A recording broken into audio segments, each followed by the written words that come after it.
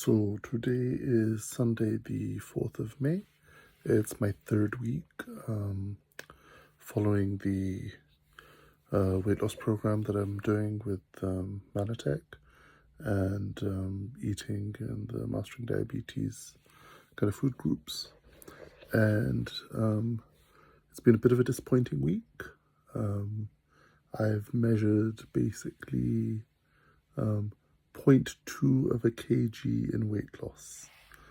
So last week I was 193.4. This week I'm 193.2 kg, which, yeah, it's an interesting result. And I say interesting because I deliberately went and ate some things that I shouldn't have done. When I say things I shouldn't have done, I had some fried chips, and I had some fish fingers, and I had some fish cakes, and I think I also had some alpha bites, and I believe there's fat in all of those. And I didn't do it just once. I had on multiple occasions, and initially I was sort of craving, and I think I might have also, this might have been the week that I had tuna mayo sandwich as well with cheese.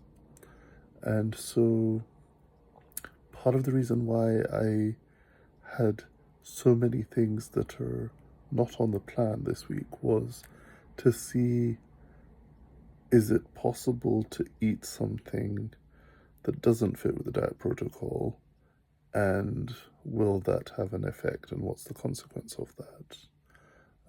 I did also have a few protein shakes as well, and I think overall my gut instinct is that I had too much fat. You can have up to 10 grams of fat a day, but I think because I've been eating without any fat added, I actually perform better in terms of weight loss and the momentum. And so I don't know how long it'll take from having eaten some fat to then not eating it again to make a shift in weight, but I did a bit of a test to see, and also because I had a bit of lapse in willpower, and I thought, okay, well, maybe it'll still help, maybe I'll still get better.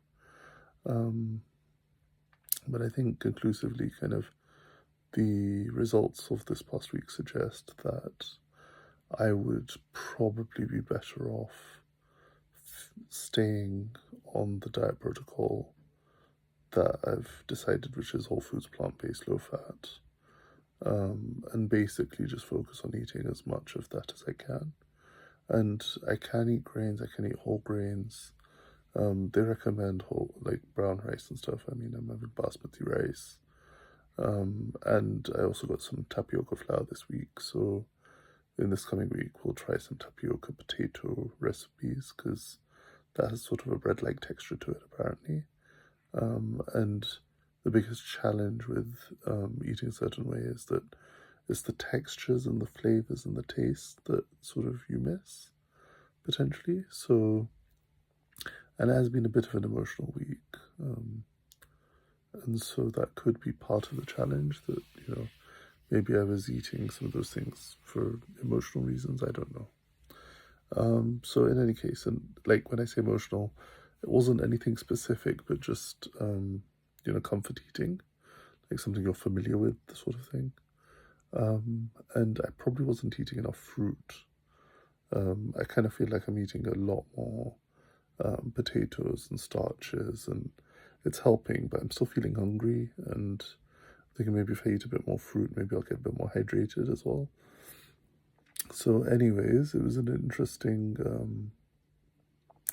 step away. And also for a few days I haven't been having my powders in the evening, and so I wasn't getting in my TruHealth cleanse powder either every day. So for a few days I didn't have that either.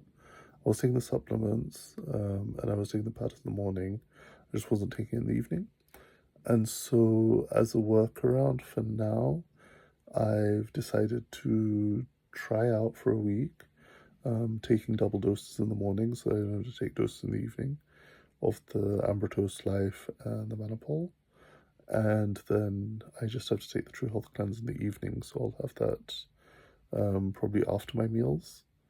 I'm not 100% sure yet, but I'm sort of going a little on gut instinct as well, because then like that prepares my body to then like detox overnight, and then in the morning hopefully that'll help. And what else? I think that's the crux of it for now. I'm getting a little annoyed, I guess, with photographing and documenting everything I'm eating. And so I was hoping, oh, if I make another week consistent weight loss, then I can just stop. But as that hasn't been the case this week, I'm going to have to do it again. So for this week, I'm going to try to be as diligent as possible and document everything as I'm eating and drinking, and let's see how that goes. It should, hopefully, if I go back to sort of no-fat foods and just eat plant-based and rice and things with vegetables and potatoes, then I should be getting a similar result again. So it'll be interesting to see actually if it was kind of that I've slowed down in losing weight, or if it was just because I brought back into the diet fish and fat and like fried potatoes, chips. It's not without its fat content. And so also I'm going to leave out the protein shakes for a week just to see if I can recreate the weight loss that I had in the first 2 weeks, which was, between 3 and 4 kg. And if that is the case, then once I've got that consistently for 2 weeks in a trot, then I shall reintroduce changes. So then I'll add in the protein powders and see how much of a difference that makes, and if that increases or decreases the rate at which I'm losing weight. But first, let's get back to what we know does work, and we'll start that again. And get some gram flour as well. And so between the gram flour and the tapioca flour, hopefully I'll be able to make a few extra things to help with satiety, and also just to be able to have some different textures and like some chewy textures and that sort of thing.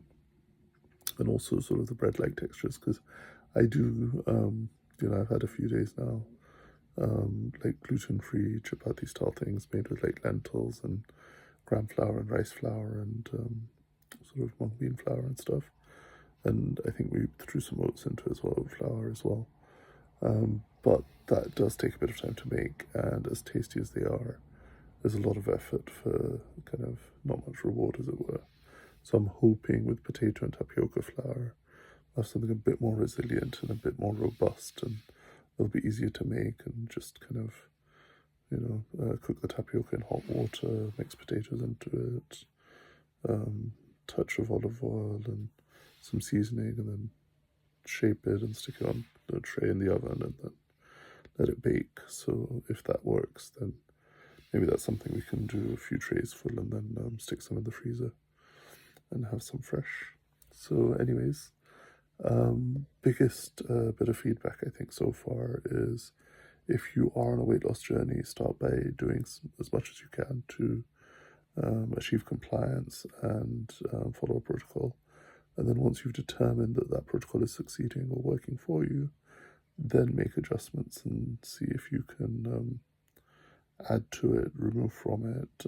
For now, it looks like eating fat is going to have a negative consequence on my rate of fat loss, and so I'm not going to repeat that for now. Let's stick with what we know works, and let's see what this next week brings. All right.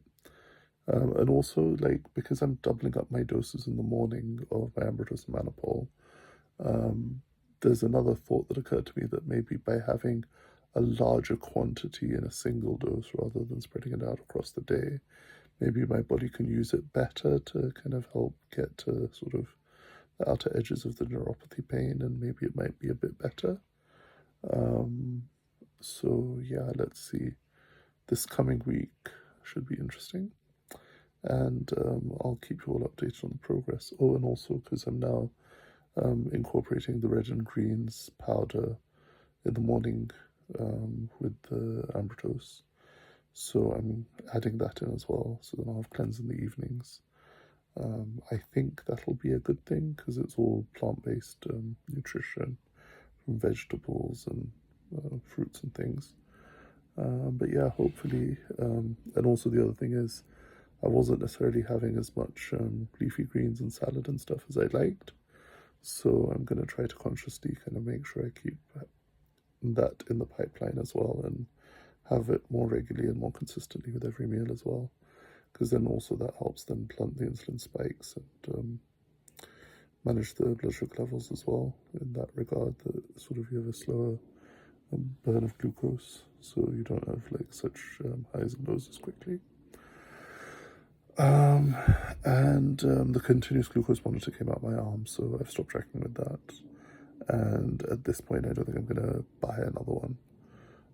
For now, I think I'm comfortable with the data I've got so far, and it sort of stayed within a boundary. So whilst it might be higher than average, it always came down overnight. So I think I'm okay for now. And let's just wait a little bit, and we'll get another diabetes blood test done and see how we are in probably another 2 months, because they say you should wait 3 months before you see changes. So let's give it 3 months and then we'll be able to get an updated reading, although I might try to get it a bit earlier. Let's see what happens. All right, bye for now.